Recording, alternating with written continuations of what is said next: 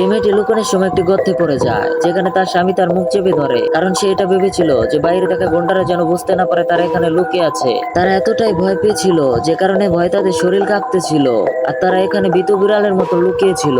আর তখনই মেয়েটির হাতটি পানিতে আছড়ে পড়ে। এই লোকটি চলেই যাচ্ছিল, আর হঠাৎ করে সে শব্দ শুনে আবার গর্তের বুকে আসে। সৌভাগ্যবশত তার সঙ্গী তাকে ডেকে চলে আসতে বলে, আর তখন বন্দুক হাতে লোকটি এখান থেকে চলে যায়।